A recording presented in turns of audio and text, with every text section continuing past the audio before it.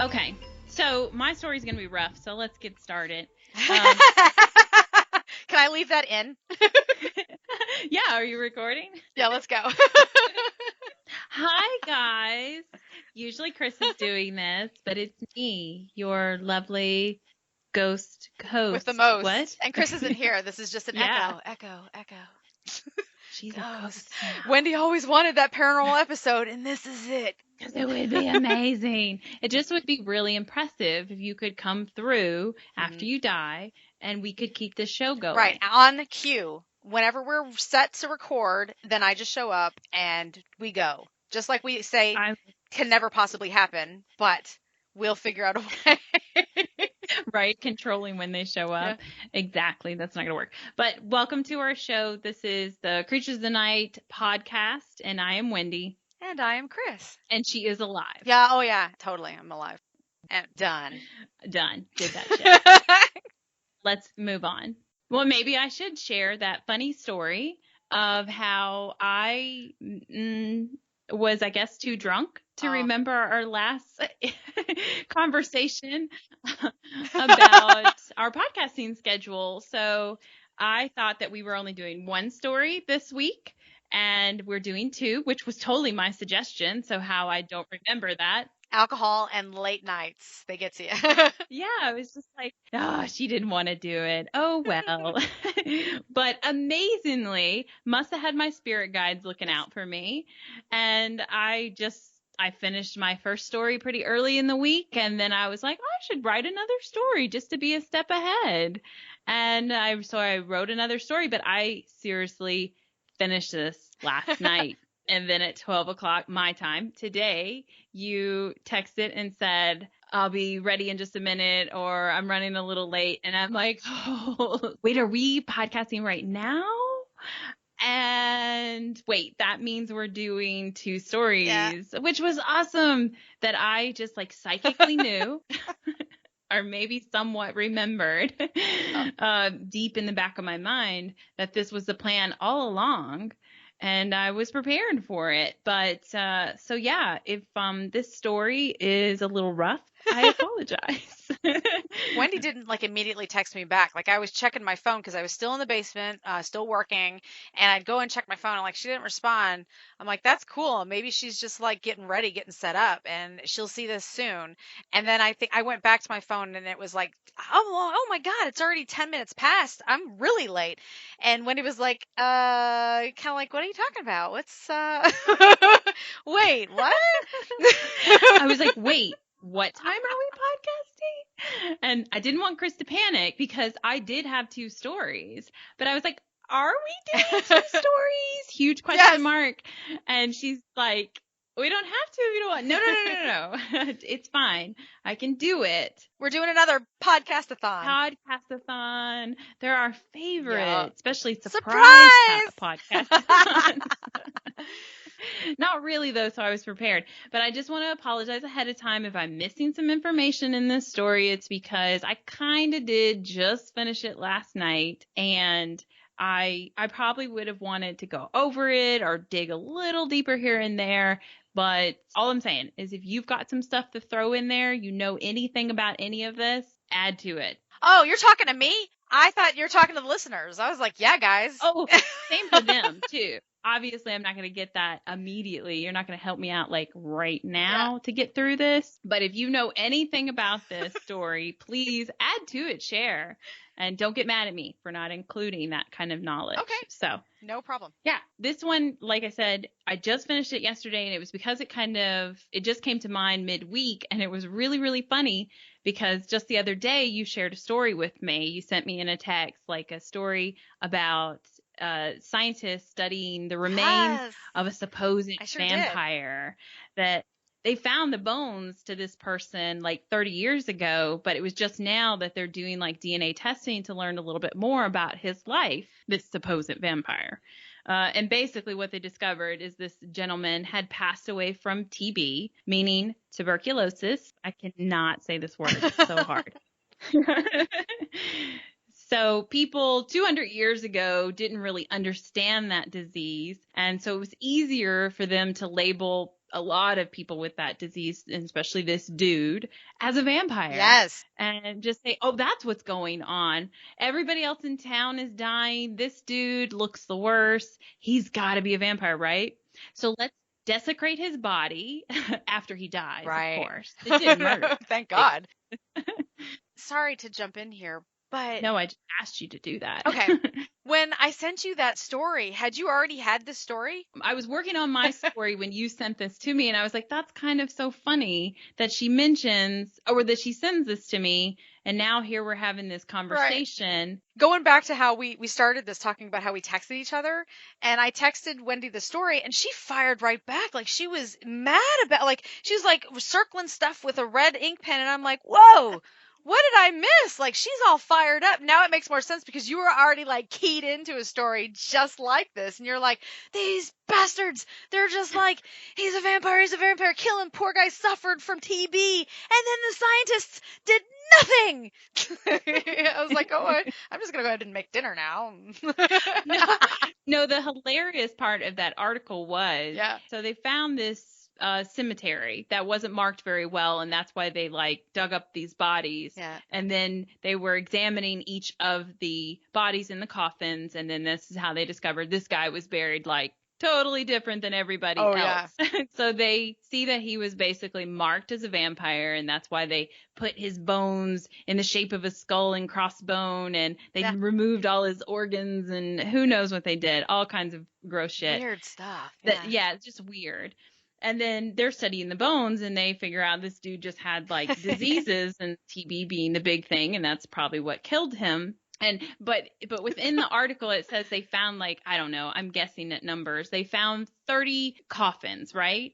And then they put in parentheses, one of which was empty. And I was like, that's a fucking vampire right there. Why are we?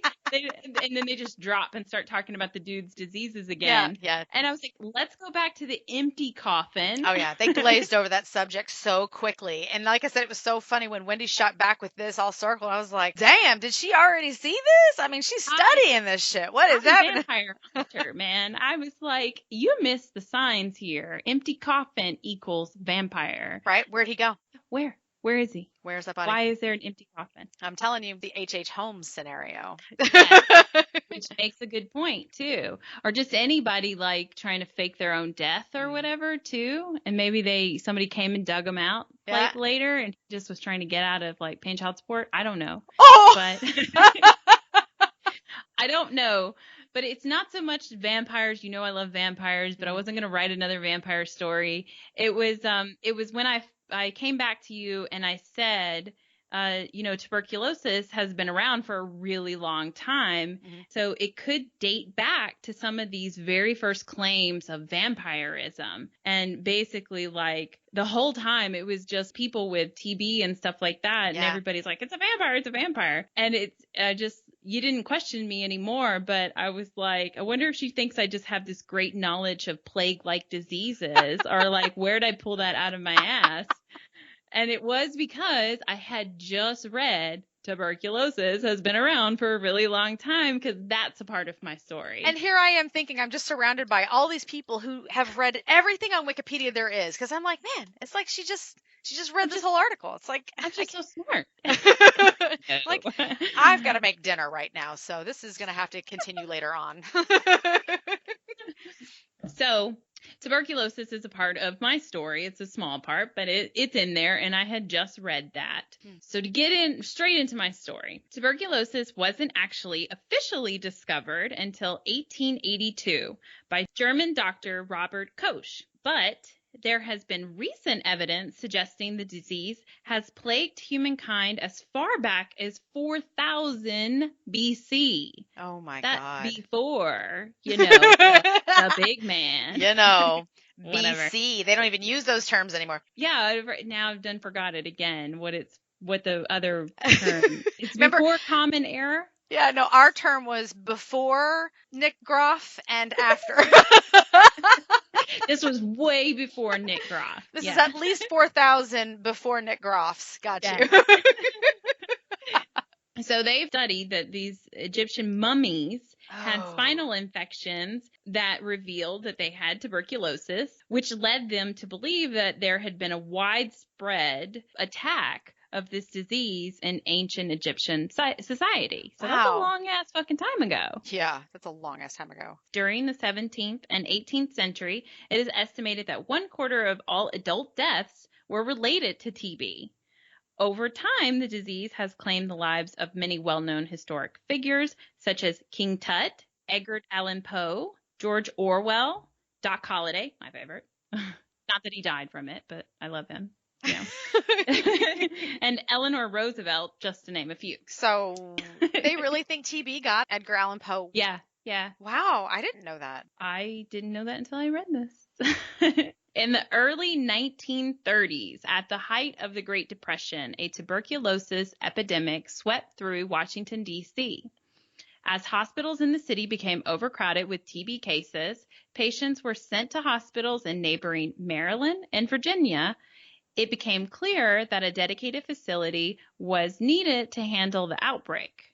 That dedicated facility came in the form of the Glendale Hospital, built in 1934. Although tuberculosis, also known as TB, also historically known as consumption or even the White Plague, had been known by medical professionals for centuries, the question on how to treat it was largely based on guesswork. I mean, they still couldn't figure that one out as long as it had been around, which is kind of odd. Due to its high rate of contagion, people diagnosed with TB were typically isolated or even shunned. Oh. Yeah, like, get away from me. I guess so, because it was contagion, right? So they're like, It spread like crazy. And they had all these dumb ideas of how it spread. It actually spreads through the air. So, like, not, they were not on target with that at all. But I guess that would be a hard one to figure out. So they just would freak out and send everybody away because they didn't know what they were doing.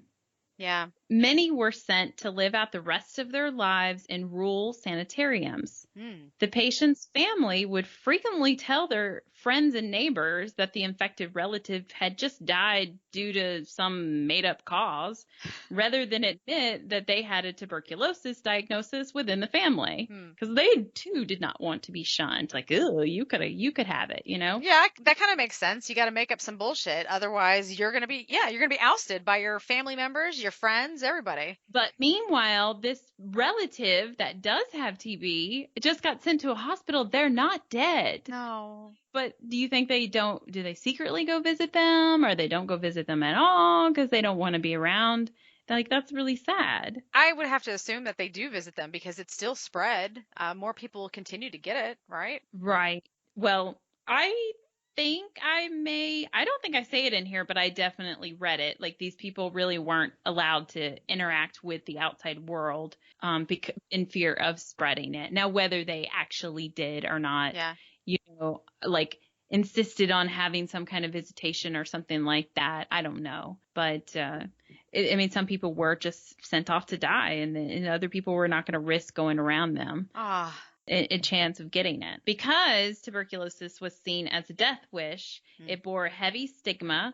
Proper treatment eluded the medical community for generations. At best, all they knew to do was to send TB patients somewhere comfortable to die. Yeah. I mean, they were trying, and we've been to Waverly Hills, which I totally could have just made this whole podcast because this hospital is so much like Waverly Hills. Okay. Well, I have to tell you that I thought that's where you were going until you just said I could have done that. I was like, well, she's not doing Waverly Hills.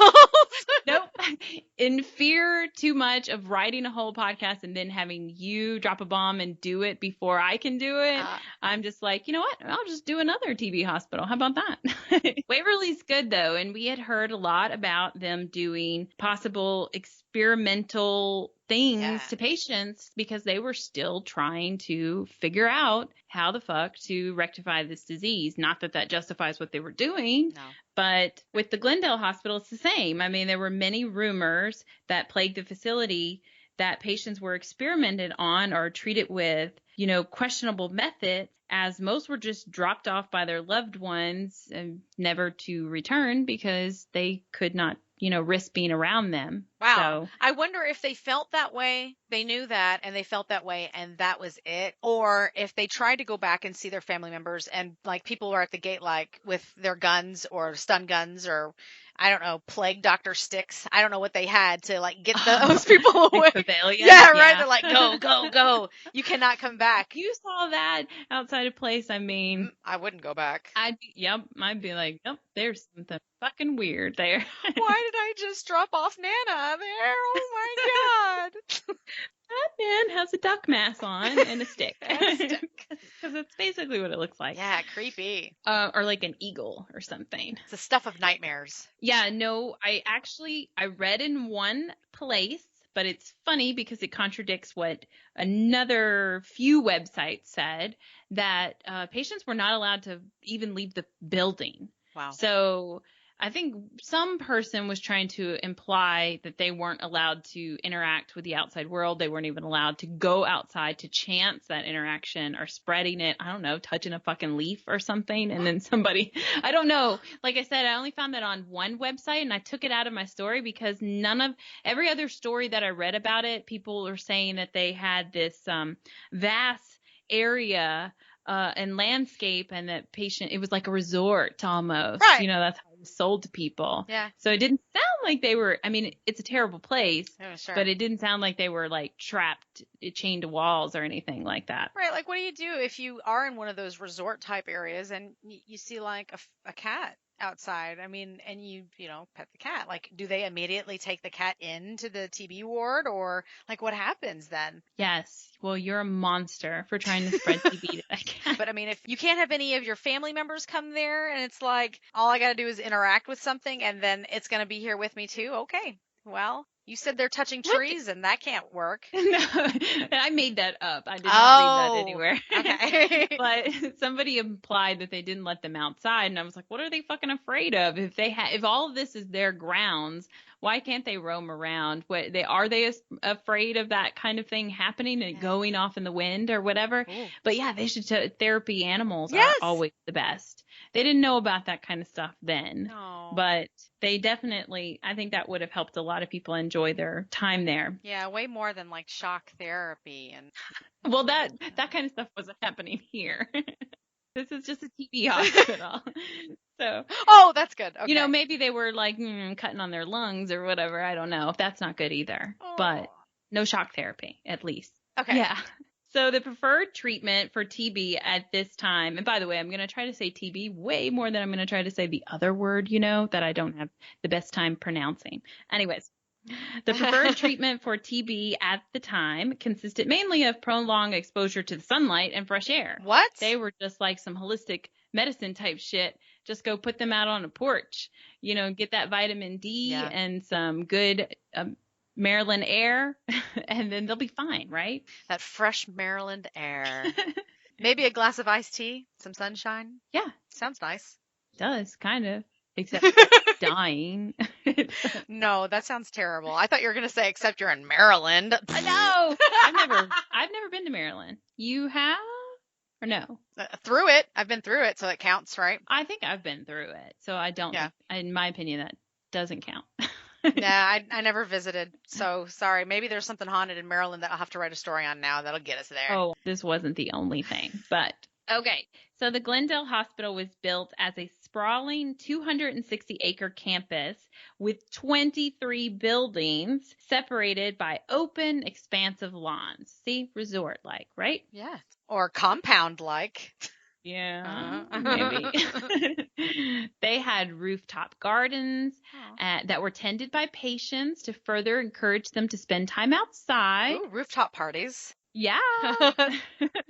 They had areas for sunbathing on the adult buildings, and they had a playground on the top of the children's buildings to encourage them also to be out in the sunlight. Man. For cloudy days, they had ultraviolet lamps for everybody to sit under. And one pamphlet read, "Children will glow and tingle with the soothing substitute for Mr. Sun." Oh my God, what were they giving them, radiation? Yeah. I mean, like, just not good. Like, They say like tanning beds they don't say tanning beds are bad for you.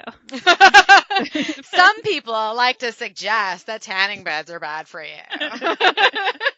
I don't get it. I get it. But underground tunnels provided passage between buildings in inclement weather. But otherwise, all transit and activities took place outdoors whenever the elements permitted. So like I said, I saw multiple places that they encouraged them to be outside as much as possible and not just on the rooftops. And then on this one website, they were like, they could never leave. You know, it was like, I don't know that that's right. Slightly varying stories. Yeah. So at its height, Glendale housed 600 patients and 500 doctors and staff members. Wow. Yeah, that's a lot of people. Well, I mean, 23 fucking buildings. I mean, that's way bigger than Waverly. Humongous, yeah. Waverly is a huge ass building. The place that you're talking about could be an entire neighborhood with them all. You know? I mean, is this a whole town in Maryland? Almost. Wow. No, I mean, it took up a large area. Obviously, it doesn't exist anymore. So now it's just what it is. But, haunted. Let's get to that. In the 1940s, doctors discovered antibiotics provide much more success in treating tuberculosis than sunlight. Yeah. Haven't antibiotics been around for a while? I think so. Yeah. I didn't look it up, but I'm pretty sure penicillin's been around for a while.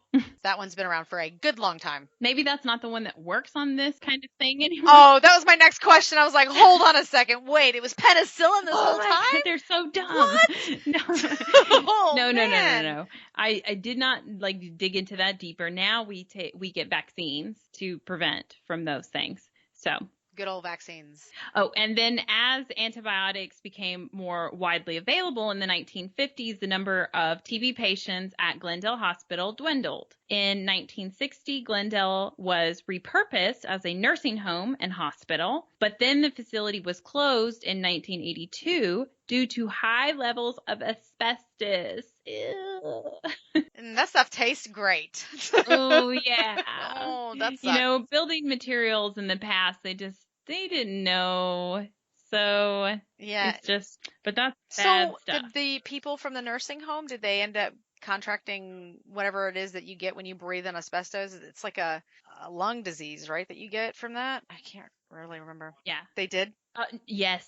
No. I didn't read about that, but I did read about how they kind of had nowhere to go. The hospital got shut down, and then it was kind of like, well, I mean, you find something like that in a place and you're like, this is not suitable at all for anybody to be in. Immediate shutdown, get everybody the fuck out. And it's like, where are all these people going? So there's people that were kind of destitute from it. I imagine, it's hard to, and I'm sure they have a lot of legal papers to protect themselves from this. It's hard to say that they were sick because of the asbestos, because they are elderly or they are already in the hospital and they could have already had other issues going on. So there was no record of like a mega lawsuit or anything like that. It was more that people were just put out. Yeah. And that was the concerning factors. Like, where are these people supposed to go? Yeah. But they can't stay in this shitty ass building anymore. You sure as fuck can't. Also, they were having issues with the cost to keep the building structurally safe. Oh. So, I mean, it was... It was just built in the 30s, right? And now we're talking the 80s, and it's like starting to crumble. Who the fuck... Was it the same builder that built our houses in Tennessee? Because shit. I was totally thinking that. I wasn't going to say it. No, your house in Tennessee is very beautiful. Yeah, but it obviously has some ridiculous plumbing issue that has caused a lot of... I mean, we just assume it's demons. Yes, obviously it's demons. Obviously. Because there's no way that a house that's only 10 years old could have this many structural issues unless it was the same builders of the Glendale Hospital, because clearly there is something going on there. Or demons. Yes, and it could be that too. So, the Glendale Hospital has sat abandoned ever since then. Wow, and that was 1982. Wow. I wasn't even born. I was. You were. I was watching Wizard of Oz. What are you talking about? You would have been like 1.5 years old or something. I was 2 in 1982. I mean, I guess it depends on the month. Yeah. Don't have that. So you were watching Wizard of Oz at 2 years old, though? Yeah, on VCR. We had, one of those VCR things. Yes, we had a VCR too. I just don't remember discovering that until, I don't know. I mean, I'm just saying, I would have been 5, what was I watching at 2 years old? Hold on. Something paranormal, I'm sure. No. Do you remember? You probably never watched. Oh, why do I say that? There was these 3 adults and then somebody dressed into an elephant costume. Yeah, it was Skidamarinky Dinky Dink, Skidamarinky Doo. Yeah, I don't remember the name of it, but that's the song. I remember, I love you. Yeah. You do little hand things. Yeah, it was in the morning and then Peter, Paul, and Mary. Wasn't it 3 people's names or something like that? That's something else. A band. But I do remember the song. As soon as you said the elephant costumes, yep, I watched that too. Yes. Yeah. That was my jam at that age, for sure. That is my jam today, as you can tell, as I was just right there. My kids know nothing about that. Isn't that a shame? It's just the age. There's no Skidamarinky Dinky Dink on YouTube, apparently. No. I bet there is, actually. We should find it. I bet there is. Yeah. How can we make that mainstream again? We can do it. Let this podcast do it. That's what I'm going to bring it back out. Everybody us out. Share it. You know what I'm talking about. The elephant and the people and yes, the song. And the song. I just sang it for you. I don't know what they did. It was very Barney-like, though. I don't even know how to look this up. They just kind of bounced around a room the whole time and sang songs.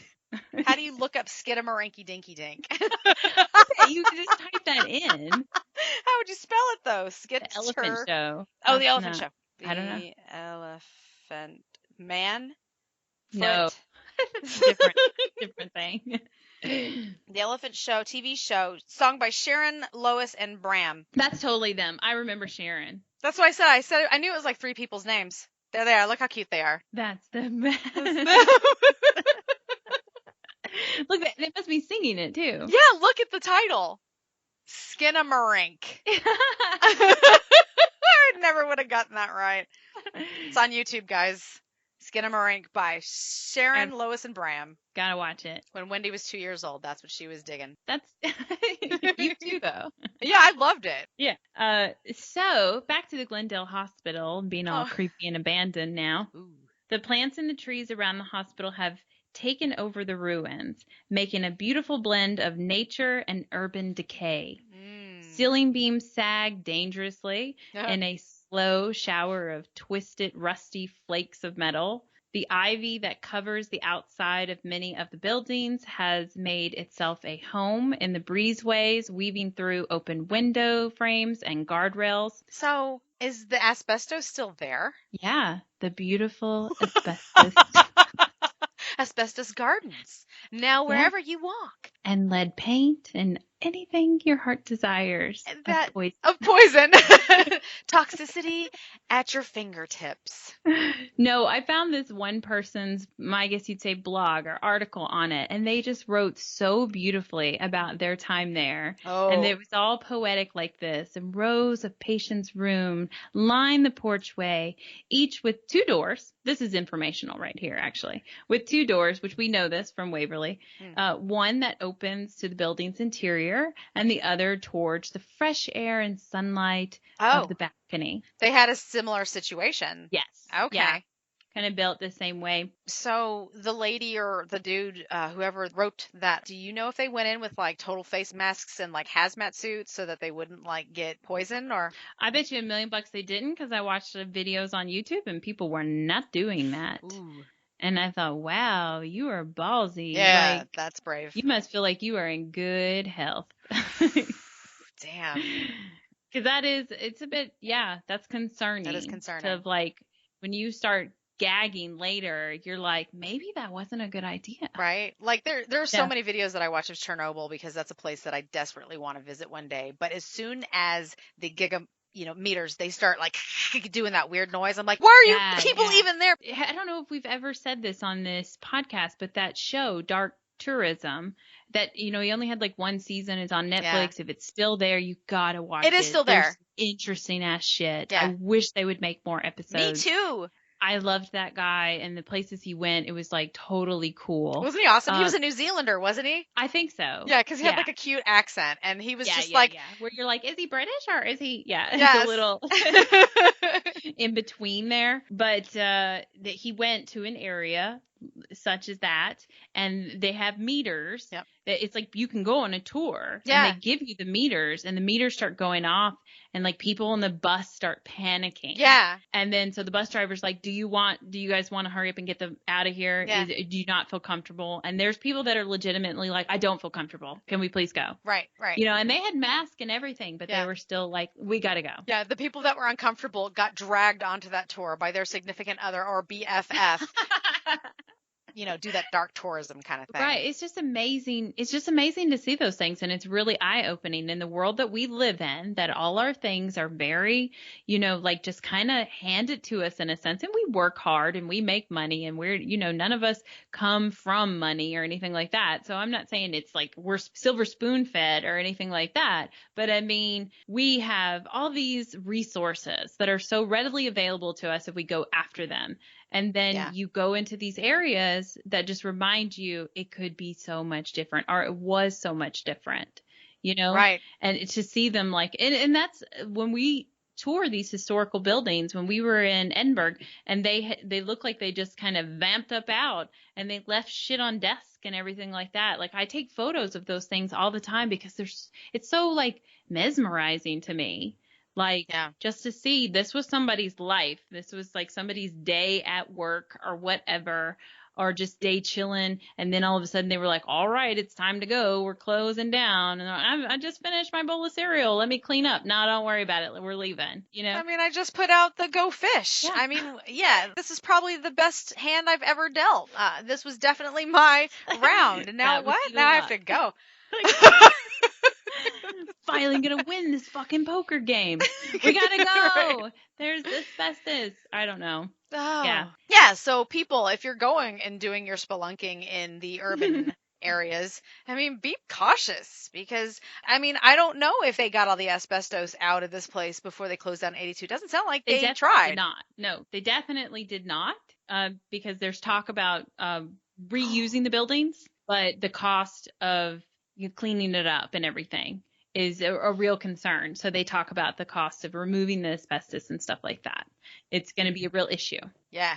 I totally get the whole Zak Bagans face mask idea. Yeah. That's something that we should invest in. People want to make fun of him, but you know, you don't want to regret something 5 years, 10 years from now thinking it was probably that dirty ass building I went in because I just couldn't help myself and I'm so damn curious. And now I've got a lung disease, you know? Right. Yeah. Be cautious, guys. But when he wears the pink one, that's a bit much. No, he's got a pink one? He did have a pink one. He just changed the color. Oh. I mean, in previous, I haven't actually watched it in a while, but hey, that's got to be for breast cancer awareness, right? Well, maybe. I never thought about that. Yeah, that's got to be what it's for. I wondered if he just wanted to people to talk about his pink, you know, I don't know what you would call them, respirator mask or whatever. No, he's all save the Tat Tats. I support that as well. Yeah, I bet he is. So yeah, this poetic explorer, you know, wrote that the ceiling tiles are scattered on the floor and the walls are shed with white lead paint like birch bark. Yeah. So, I mean, he was being very like, this poisonous thing looks like a beautiful piece of nature. It's poison. It's poison. Okay. Just make sure you remember that. Yeah. I might have to check out his Instagram feed, though. Just saying. I mean, sounds like some pretty interesting, like, he could mesmerize me. Yeah, from afar. Dark tourism style. Yes, I love that. So he also mentions that there's, you know, rusty doors and there's light fixtures and there's graffiti everywhere. Yeah. As all abandoned-ish buildings will get, or not even abandoned. Right. So lots of penises, I bet. He doesn't mention those here. Okay. But I'm certain they're there. Side note, as I read looking for information on this, sure as hell saw somebody's comment that said, my boy, you know, had sex with his girl in the morgue of this place. And it's like, what? Awesome. Awesome. There's asbestos, and you just put your lady parts out there for it. You dummy. Oh. You can't get a mask to cover that shit. No, Don't. you sure cannot. So it's like, that's all I could think. It's like, I would not have my bare ass out with all this chemicals in the air. So, Go to a hotel, people. Seriously. Come on. I mean, we're too old for that kind of shit. But like, if we were exploring this stuff when we were younger and more amped up, like, you wouldn't get your kicks like being like, I did that. No, you're not that type of person. Never mind. Nope. I'm gonna watch these dirty shows. No, I'd be sitting in a corner just like trying to get any contact with ghosts. I'd be like, stop touching me, dude. What is wrong with you? Got really excited. What if they were into that kinky shit? Oh, you know? Still go to a hotel, man. It's really disrespectful. It is. But whatever floats people's boats. So I don't know about the penis drawings, but there are satanic pentagrams. Oh. And there's countless ominous messages, such as "Please go back." That actually sounded pretty polite, though. That they included the word please. It also said, "Who goes there?" and "Welcome to hell." So the police regularly patrol the grounds for trespassers. The ruins of Glendale Hospital continue to still, despite that, attract graffiti artists, ghost hunters, and local teenagers. Yeah. And any other curious explorers, which probably still falls into the category of one of those other people. Yeah, sure. They're all curious. Okay.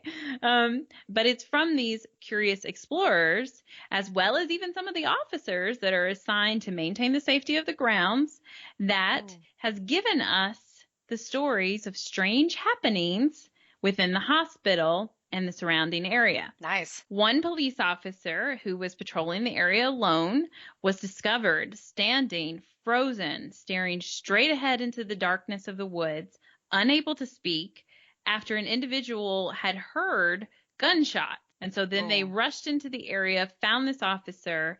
They discovered that the officer had shot off all the rounds in his gun. Oh, shit. And then when he was able to speak, he really couldn't describe fully what had approached him, like what it looked like or what had happened. He was kind of just stunned and never was really able to talk about it. That's wild. Like, what even so far, like, it's people that are getting treated for TB and it's serene and it's nice. And then, yes, the nursing place had to evacuate. What was there that scared this police officer? I mean, like, when we get approached by a spirit, it's a pretty extreme reaction. I don't know if you had a gun in your hand. If you had a gun in your hand, would you shoot off some rounds? Or if we really just would jump and scream and be like, what the fuck was that? You know? Yeah.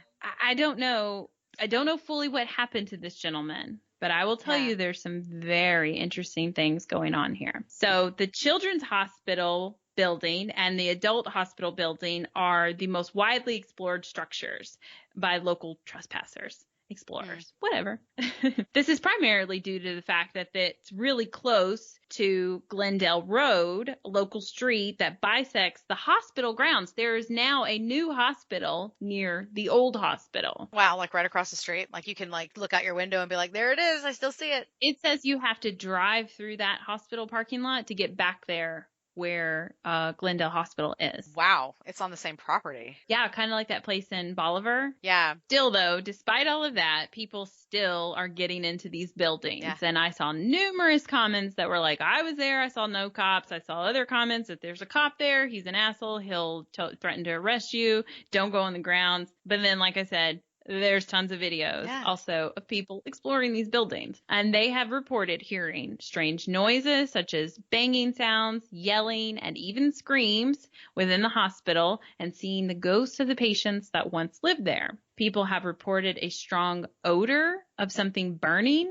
and seeing smoke coming from the crematorium that's on the property. Ooh. In one particular room, there is said to be the sighting of a man in a straitjacket.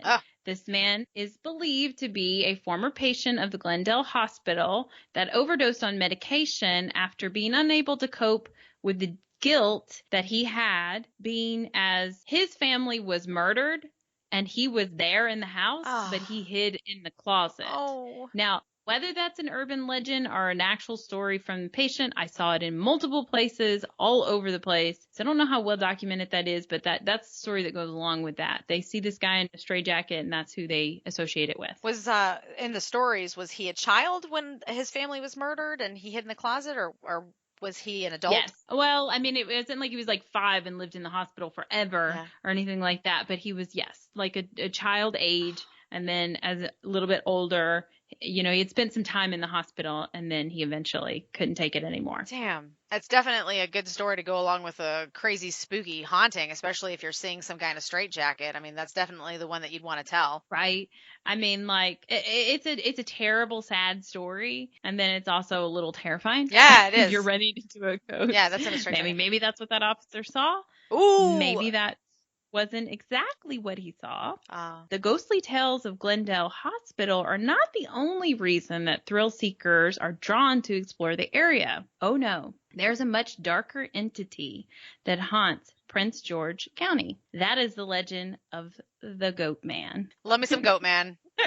So while many consider this creature to simply be the product of a urban legend, those who claim to have face-to-face encounters with the murderous, monstrous thing say that this horrific, genetically engineered freak is all too real. Oh. The Maryland Goatman is described as a hybrid creature, part man and part goat. According to those who claim to have seen it, the legs and feet resemble that of a goat, and the upper body of a man with a horned head and a body his body is partially, covered with fur. Is it white fur or black fur? Doesn't say. I mean, I don't think it like... Which one would you fear more? I guess it depends on the color of his eyes.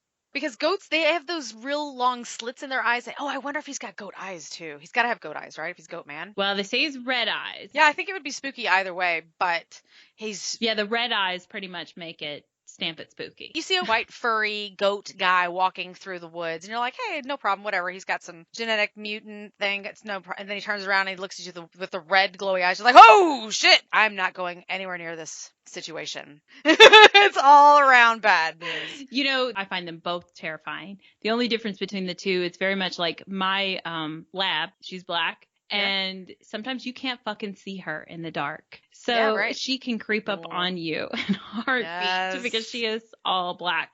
And you're like, where's Rose? Oh, she's right next to me. She's like, why are you touching all over my body? Like a fucking creep. Oh, you're right. You would be able to see a white goat out there in the woods a little bit easier. Yeah, so it'd give you some warning, at least. That's the only difference between the two for me. I think they're both terrifying. I love goats in general. I think they're fucking adorable. And they have They are hilarious. Delicious cheese, too. The little pygmies, they're so freaking cute. Are the ones that you can make faint? Oh, yeah. Can it be a pygmy goat man? Please. That would be my favorite. He'd be my ultimate new cryptid forever. Well, no, because this one is described as being 7 to 8 feet tall. Shit. And weighing in at 300 to 350 pounds.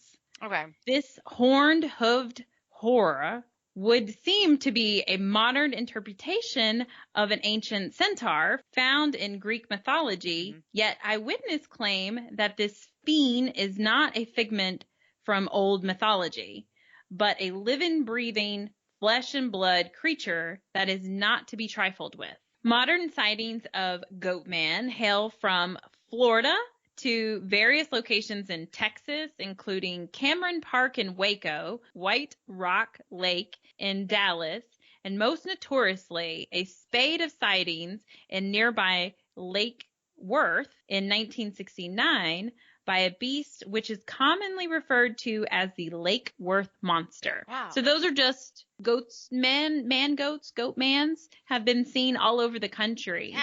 So I'm not implying that it's the same one. So I just want to make that clear. He might have family. They might have migrated to different parts of the country. I mean, my family did the same thing, so I totally get it. There's also been reported sightings in Alabama, Arkansas, California, Indiana, Kentucky, Michigan, Washington State, and even as far as Ontario, Canada, which really isn't that far from Maryland, but whatever.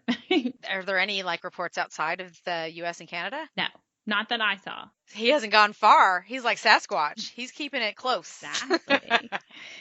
still, as popular as North America would seem to be with Goatman, far and wide, the most famous member of the alleged species is said to dwell in a cave near the desolate, rusty-covered bridge in the wilds of Maryland near the town of Bowie. The first official report comes from 1957 when eyewitness report seeing a hairy horned monster in the areas of Forestville and Upper Marlboro in Prince George County. Following that, a wave of sightings began to be reported. June of 1963 in Huntington, Maryland, a young couple on Zug Road observed a particular creature staring at them from the edge of the woods. The woman described it as tall, ragged animal with human-like features. In 1962, the Goatman was accused of killing 14 people, 12 children, and 2 accompanying adults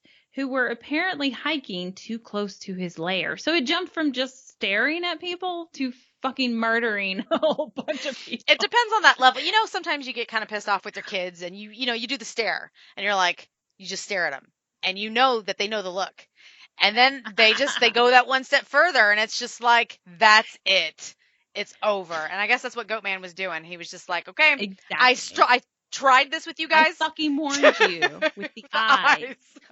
Since then, the Goatman had, he just started getting blamed for numerous unsolved disappearances or mysterious deaths. Like, everything got blamed on him after that. There was probably some serial killer that was like, this is hilarious. Great. This works out well for me, guys. Everybody just thinks this is Goat. Oh, my God. I'm going to start blaming everything I do on Goatman. Wait, do I have to murder people? Can I just be like, the dishes aren't done? Damn it, Goatman! I think that would work, actually. Maybe you don't have to murder people. He was just staring at people at some point, so he's got, a mellow mood. Somewhat. So the survivors from that murder spree that the Goatman went on remain to be unidentified, by the way. So it's not like an official, gonna find this in a police report, could be just an urban legend. Just gonna point that out. But I wonder, the cops were like, you're bullshitting me. Tell me the real story. And they're like, no, it was a goat. Except for up here, he had a man's chest, but it was a goat. And they're like, I'm not gonna write that shit up. Right. They're like, kids were drunk, people got murdered. Done. I wonder if it was like that. Could be. That makes a lot of sense. I mean, I could see a police officer being like, I'm not going back to my sergeant with that bullshit, So these survivors, they claimed that the Goatman violently hacked up its victims into pieces with an axe. All the while emanating ghastly sounds only the devil himself would make. According to this account, when the local authorities finally arrived on the scene, all there was left was a bloodbath of half-eaten limbs and a bloody trail leading to an ominous-looking cave. And nobody went into that fucking cave. They're like, yeah. But then there's like these 2 victims, or 2 eyewitnesses left and stuff. Like, they fucking did it. They clearly. Thank you. These are cannibals. Yep. Like, I would go near them. Goatman isn't taking the time to hack people up. He is a goat. No, that's what they totally say, though, is that he would attack people with an axe, like attack cars along a road. He's just that pissed. With an axe. So he's more like the axe Goatman then. He's the axe Goatman. Wow. And these poor people, okay, so either they are poor people that are terrified now, frightened for their lives because somehow they made it out unscathed. Right. That's what I'm saying. Like, I hope these people ended up in prison. Yes, thank you. Because it doesn't sound right. It doesn't really jive. And just to be on the safe side, let's make sure they're under lock and key. I'd really hate to call them out on something, but come on. That was the most violent attack that's reported by the Goatman. Okay. So, I mean, like, I want to say these people must have moved on. All these strange things started happening and everybody was just like, it's easier. It's just like the whole vampire thing that we talked about before. It's easier to just blame it on this like imaginative entity that you don't have control of. Right. And that explains why you can't solve it and you can't rectify the situation. Right. Oh, you can't. It's a mystical situation. Right. It's out of my control. How am I supposed to go against a goat man? You can't. And a goat man that's making satanic sounds. And like these eyewitnesses basically described like the way the goat man looked. Their description was basically that of like Pan the goat god or whatever. Oh yeah. Creepy as I'll get out. Yeah. So hold on, I'm gonna write this for you. Oh, I thought you were drawing an image of Pan the Goat God for me. I was super excited. I cannot wait to post this on Instagram. Oh, that's the name of a demon. Yes. Yeah. So not Pan the Goat God. Then this is that's what's said. A demon's name. Can we? Baphomet, I think. No, it's just very crazy because I just saw this on Instagram. It was basically your horoscope sign and who you would be as a demon, and I'm pretty sure that I got called out as being that one. Yeah, so I'm not super versed on the satanic demons and whatnot, but so you what? How did you pronounce this? I said Baphomet. Baphomet. Yeah. Yes, they said that they described him as this, so not Pan the Goat God. I don't know why.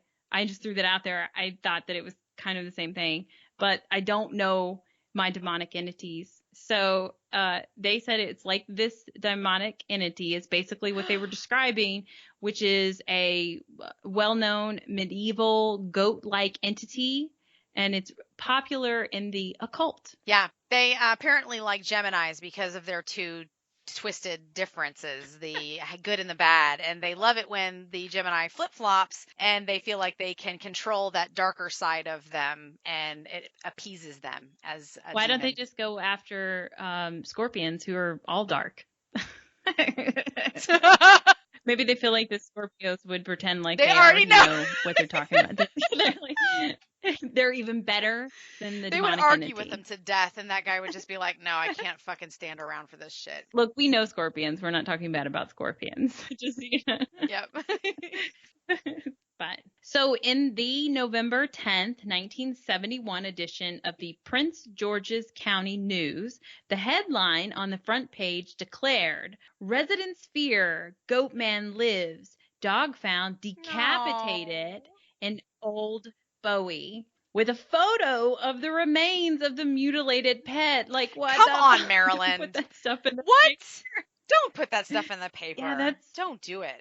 That's sad. Nobody wants to see that. No. They're not cable then, so they're looking for stock value. Yeah. So the canine belonged to April Edwards and had disappeared after she and a friend had reported hearing strange noises in their yard on the night of November 3rd, 1971. When they went to investigate, they saw a large creature moving in the dark. The article also stated that reports of animal-like creatures that walk on its hind legs had been seen by other residents in the area. I mean, I've seen some cats doing that shit. Just put that out there. I've never seen a cat do that, but yeah. I love when my cat stands up in the window, and I think she's just like a little person. I know, and I'm so like, cute. Oh, look at how cute you are. I want to pick her up. She doesn't like it. I don't. So in April, so this was months before, in April of 1971, back in Huntington, Maryland, again, a farmer near Fletchertown Road reported seeing a large man-like creature eating the remains of a pig. When the farmer approached the scene, the creature ran off. Had the pig been like cooked? Was he like rotisserie? Because I mean, I love me some pig too. Pretty sure, nope. Pretty sure it's some raw naan right there. Some raw naan. Is that like prosciutto then? Is that what? I don't know. Is that like what? Prosciutto? Isn't that? Oh, is that? Isn't I love prosciutto. I get it on my pizza all the time. Yeah. So it's raw, right? And maybe it's smoked or something. Oh, I think so. It's so good. I don't think you're just going to eat that raw. I don't know. September of 1976 in Woodmore, Maryland, a landscaper at the Woodmore Country Club finds the unidentified remains of something. Oh. Not a human, though, I guess. Or they would maybe say that. Yeah. Of some kind of animal on the golf course near Loxford Road. While attempting to dispose of it, the landscaper heard a low growl off in kind of the woods off from the road. And then he looked up and he observed a large unknown animal. That's the only way he could describe it. It's like, never seen this kind of thing before. Yep. It sounds like it. So in October of 1985 in Glendale, Maryland, that's where the hospital is, police respond to a report of teenagers making noise at the old Glendale hospital site. Oh. While investigating, an officer hears unknown sounds but is unable to locate the source. Now, this came from 2 different websites, so I don't know if this is the same story of the police officer that shot off rounds or what, but it's documented somewhere. Police officers witnessed this weird thing. Yeah. In August of 1990, in Hyattsville, Maryland, during a birthday party at Magruder Park, a boy runs into the woods after a ball. Moments later, he screams. When the adults arrive, they find him visibly shaken. The boy tells his mom it was a dark, this is fucked. He says, it was the dark thing with red eyes that stands in the corner of my room at night. Nope. No. Hope they got that child some fucking therapy. I hope they moved. Happy birthday. This is what you get. Get that child. I'm so sorry. What is that large, like, they have the Escalade Tonka toy car that you can drive. How old was he? I hope they got him like that. It didn't say. Jeez. Yeah. He deserves whatever he wants. The Escalade. Don't let that boy alone. Right?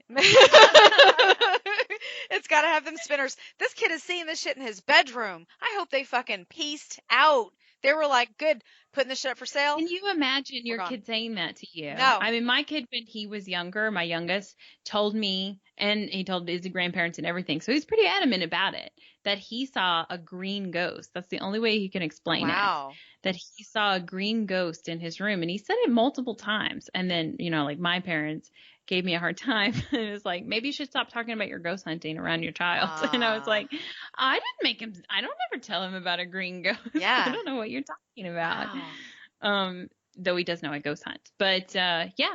And I've asked them now that they're older, I was like, did you ever see a ghost? Have you ever experienced it? He goes, no, just that one ghost in our Bean Lake house. That's crazy. And I was like, we were ghost hunting too there. Well, not there at the place, that's but when we started. When we started at that house, and I had, there were times I came home and I had some nightmares. I thought I had brought something home with me, or I didn't know if it was just in my mind. And another time that I had actually seen something in my house that I thought it was right after we had investigated. So I thought I brought it home. But his green ghost, I never saw it. So like, why would it only appear to him? I'm not really sure. It didn't bother him. He's just like, well, I guess it bothered him to the point that he wanted to get in the bed or whatever with us. But he's a real needy child anyway. So. So, in May of 1998, and back in Bowie, Maryland, a group of teenagers were hanging out near a local bridge when they noticed something moving in the weeds nearby. 2 of the teens go to investigate and describe seeing a tall, human-like animal running into the forest. I don't believe that it killed those people, because half the time it's just kind of like, and then running off. Doesn't seem like it's really bothering anybody. I think those 2 kids killed that whole party. Goatman just got blamed for it. Yeah, that was fucked up and rude. So, July of 2007 in Glenyardon, Maryland, a camera crew for WRC-TV, Washington, D.C., is on location to cover a local golf tournament when they noticed a strange animal moving in the trees nearby. The cameraman managed to capture a few seconds of video before the animal disappeared. However, I did not find this on YouTube. Oh, my God. If someone finds this on YouTube, please send it to us, because I could not find it myself. I had already grabbed my phone because I knew you were about to send me this video. I mean, also, like, remember I said I was a little rushed on this. So I only go like 5 pages into YouTube. Maybe it was on the 6th page. I didn't catch it. But this would be impressive. How is this not a Josh Gates episode? This is insane. How has he not investigated this? Also, the Goatman must be into golf, because this is his 2nd golf course. He's standing by the sidelines like, yay, that was a good first. I don't know.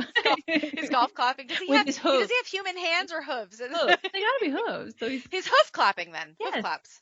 Like coconuts, like Monty Python. And I love the way that sounds too. Yes.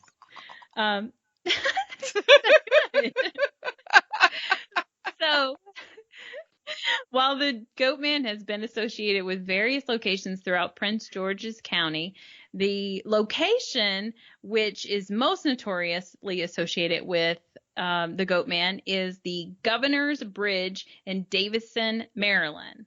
This massive, sinister structure, which is also known by the name of Crybaby Bridge, due to so all I can think of is like the Johnny Depp movie or whatever. But the reason it's called that is it already has a paranormal tale attached to it other than the Goatman. There's a story that you can hear a baby crying near the bridge, and people say it's because there was a distraught, unwed mother that apparently threw her infant over the bridge, having a fit of that her family would find out. And then now people hear this baby crying. But there's also another version of the story about the bridge that it was a mother and a baby in a car, and they veered off and fell off the bridge or whatever, crashed off of the bridge, and that's why you hear a baby crying. And then they also say that with that version of the story, they also say that sometimes people driving near the bridge see a car in their rearview mirror, but as they turn to get a better look or whatever, it's gone. So it's a ghost car, ghost baby crying, and then Goatman on top of that. Yeah, because it's gone over the side of the bridge. And then Goatman. And he's like eating them apparently because he's scavenging for food, right? I guess. I don't know. So it bears mentioning that Kentucky's Pope Lick Monster, stupidest name ever. Sorry.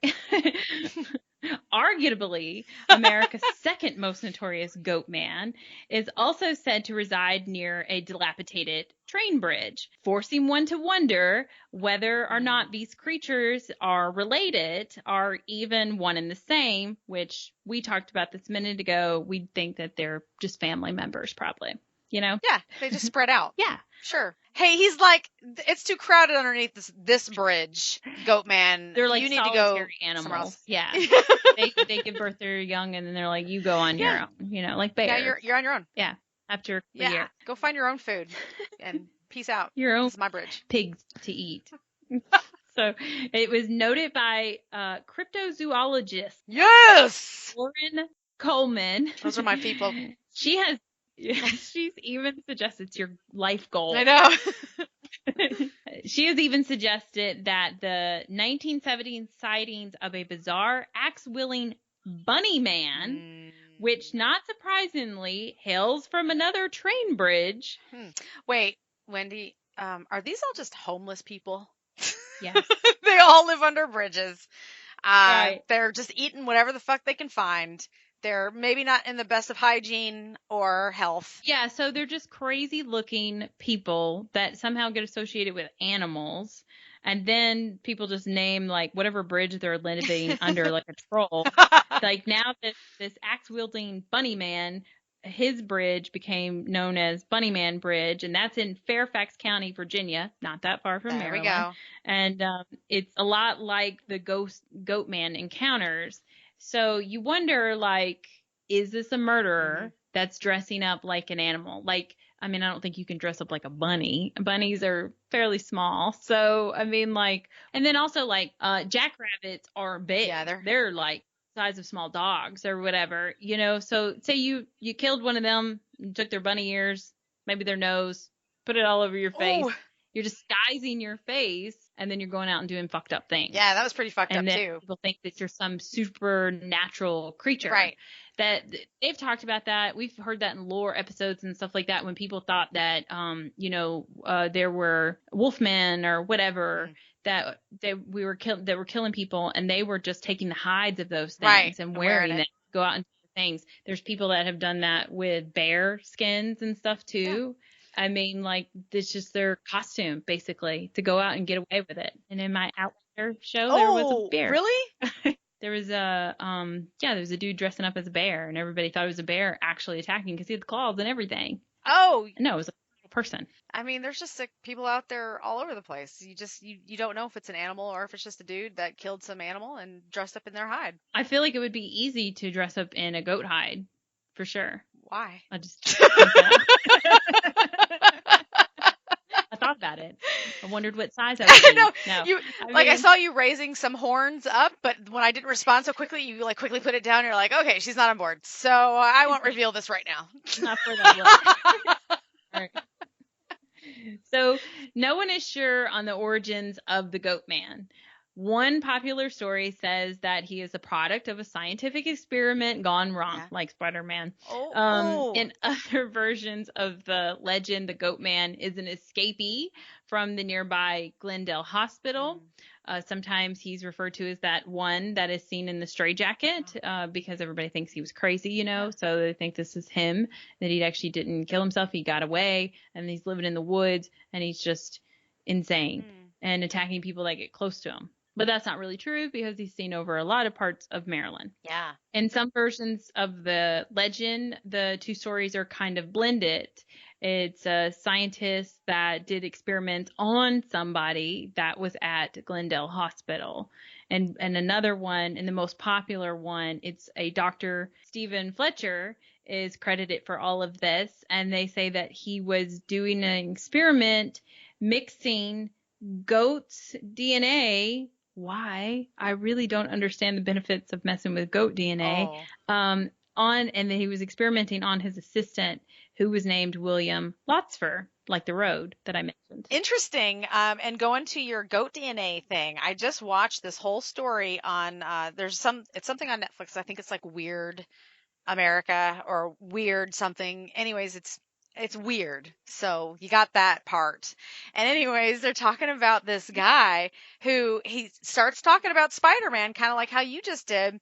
And then they go into like trying to figure out how to make the web, the spider web, and try to mass produce it and try to figure out ways to make more of it because it's such an awesome thing that the spiders are producing. So they spliced spider DNA with goats. And when they are getting the goat's milk out of these hybrid goat spiders, they're goat size, but they have spider DNA in them, they can actually extract the silk out of the goat milk. So it's not spider silk necessarily because now it's goat silk. And apparently it's super strong and it's going to be amazing and we can use it for, I don't know, all sorts of shit. But anyway, side note. That's insane. And that I just had no idea that goats had so much to offer science. You know, they're so cute too. You look at them and they have their little slit eyes and you're like, what are you even thinking? And you didn't know how important they were. They're thinking about apparently staring you down or axing your heads off. I assumed he's messing with goats because they were readily available to him and they're docile. You know, so it's like nobody cares if I mess with this goat, and it doesn't even care. And Stephen Fletcher worked for the U.S. Department of Agriculture Research Center in Beltsville, Maryland. So that's the most popular story, is that he was experimenting with things. He had a sick wife who had become comatose and nobody really understood why. And he was trying to develop some kind of medicine or treatment for her. And then he experimented on his assistant, and his assistant was transformed into the Goatman. But it became too much for him to handle. He escaped from the research center and ran off into the woods, where he continuously roamed the woods, seeking revenge for what was done to him. Now that does sound like a Marvel story. Tell me it's I'm just like, who the fuck wrote this? Right. So something that makes a little more sense to me, other than this being a demon, is the Scotaway Native people believed a magical creature in the same area in Maryland had the ability to shapeshift into various animal forms. So shapeshifters are always fun. And this makes total sense as a, story. Because, like, what else could it be? I don't really believe this man transformed into a goat man, but how do I know anything? So, but that story from those Native American people was written and documented in 1666. So, I mean, that's an old theory in which the illustrations along with this story weren't goat-like necessarily, like the drawings that these Native American people were describing. Instead, they were more Bigfoot-like. Oh, yeah.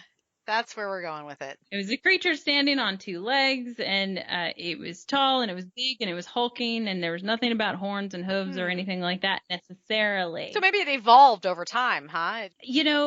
I think that it's very possible if you were a religious person and then you see this creature approaching you, and it seems unexplainable to what it might be. Mm-hmm.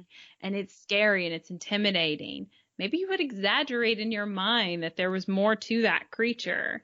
And if you are familiar with demonic things being terrifying to you, that it's like, it's just Bigfoot, but I swear I saw horns on it, you know? Yes. It's just an idea that they could have put that in their heads. It could actually be the fucking devil. I'm not really sure. But many of these Goatman sightings and reports closely correlate to Bigfoot sightings as well that have been reported in the same general area of Maryland for generations. Yeah. Bigfoot-related sightings continue throughout Maryland and the surrounding states. So, yeah, I mean, what if people are just exaggerating these Bigfoot sightings? What if Bigfoot is an unknown species to America that's eluded people to be able to be examined and whatnot? I mean, just like during Shark Week, they had a camera down on the bottom of the ocean and they saw some fucking, people kept calling it like a bag, but because it was like translucent and shit, but there was some weird fucking thing that came by a screen and went by some bait that they had on the bottom floor. I don't know for sure if it was the bottom floor, but it was down there. Well, you don't have to sell me, because I am a 100% believer in the things that are, especially places that are unexplored, high forested areas or deep ocean areas. There are those things, those creatures that might live there that we have not yet documented. So you don't have to sell me anything. I'm totally on board with whatever you got. So you see cats that walk on their hind legs. There could be goats out there that are big enough to do that, and they're just smart enough or big enough to keep people away from them, like intimidate them to keep them away, or to hide in these caves or whatever like that, and to keep from being discovered. I mean, you've got that Asbestos closed down Glendale Hospital. That's the perfect place for these things to be. I mean, it's a huge cave. It's several huge caves. What'd you say, 28 buildings? Exactly. And that's what I was about to say. Today, a lot of the areas where they had these Goatman sightings or even Bigfoot sightings, the roads have been straightened and flattened, and the trees have been taken down to make room for suburban roads and neighborhoods and businesses. Flushing them out. If the Goatman still haunts the area, he has fewer trees to hide behind along these modern roads, making the expansive abandoned, like you just said, the huge Glendale Hospital the perfect place for the Goatman to settle down and make a home. So, and then the police are always keeping you out. Maybe they have an arrangement with the Goatman. I don't know. Maybe, they're trying to keep you safe from him, since he just is going to eat whatever comes walking up to him, or axe murder whatever comes walking up to him. Whatever. I mean, they don't want to have to deal with more of that. And I completely see where this is going, because it's just like our wildlife. When you cut down the forests, where are they going to go? They're going to come to your neighborhood. They're going to come to your backyard looking for food and, whatever else they're going to find. Like, I see deer walking around my neighborhood all the time. I would love to see Goatman, as long as, I guess I don't stare at him too hard or give him a strange look, because apparently that pisses him off. But they're flushing him out. They've had to level areas to make houses and malls, car washes and parking lots and whatever else they're going to level it for. And that took, that removed his home, or its home, whatever it actually is. We don't know. Right. I want to immediately jump on the demon bandwagon because it does look a lot like that demon they were talking about, the way they describe him. But the fact that there are multiples in the United States, it goes more along with the whole Bigfoot theme of it just being an unknown species. So, I mean, they're endangered, guys, and we should, talk to someone about getting them put on that list. Goatman, Bunnyman, Bigfoot. Endangered species. Yeah. I would support them. Every single purchase I ever made, because there's a lot of them where you're like, would you like to donate to somebody's education? Would you like to donate to this veteran? Whatever. Let's donate to the endangered species of Goatman. I'm like, yes. How much do you need?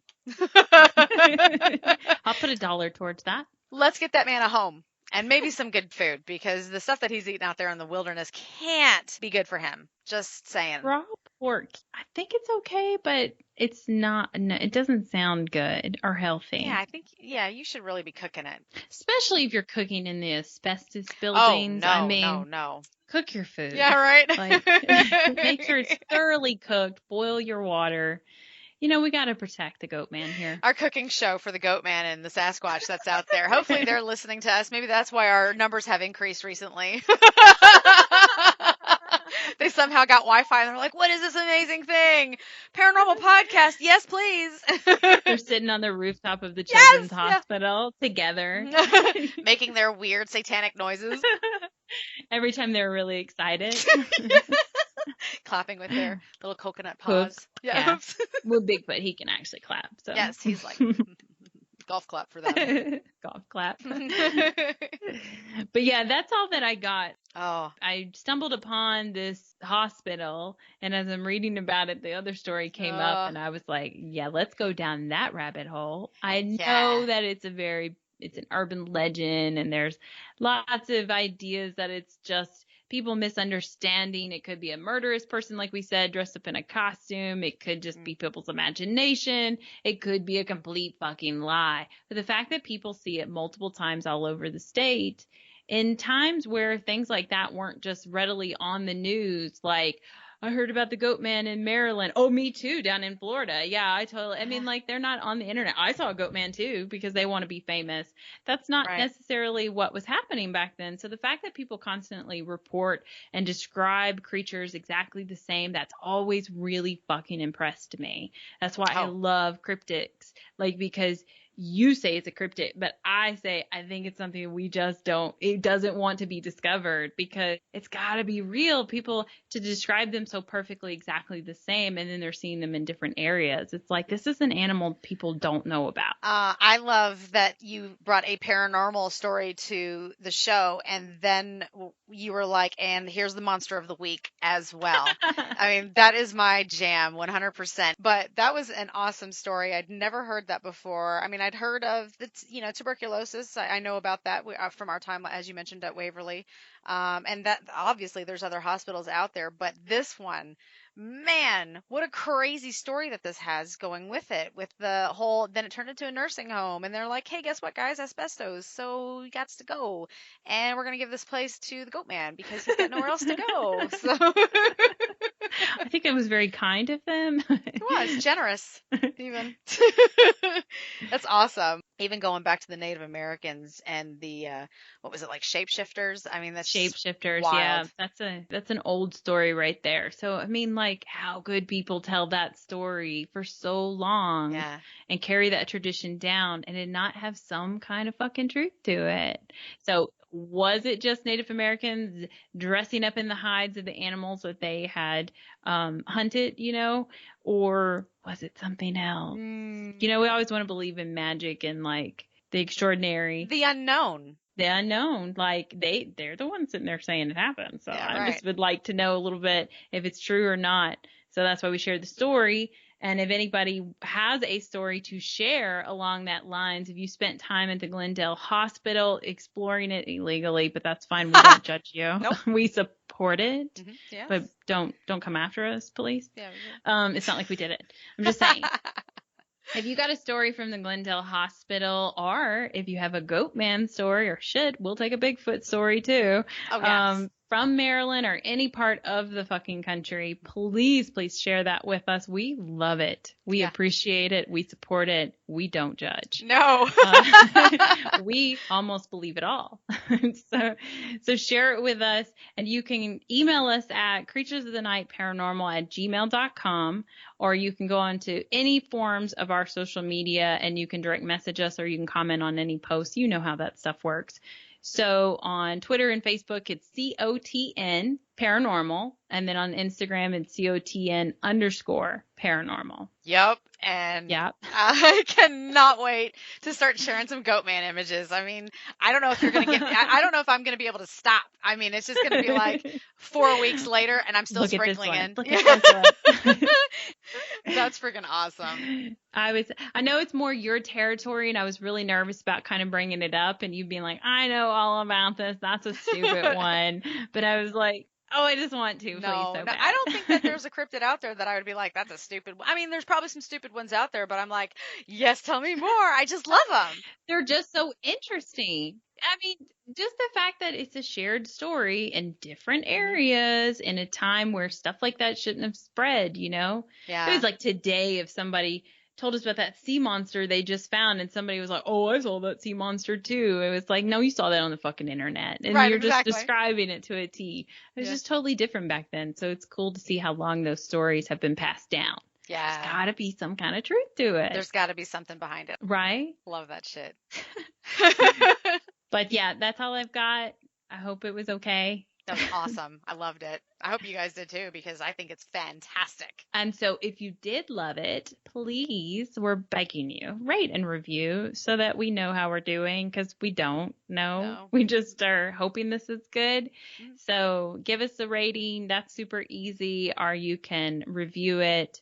Just a little quick note. This is good. You suck. Give me more of this. Whatever you want. Yeah. We take all kinds of constructive criticism. Mm-hmm. Don't troll us. But constructive criticism is very welcomed. So bring it on. Right. We'll take it right into the trash can. Thank you for listening. Yeah. Thanks so much. All right. Bye.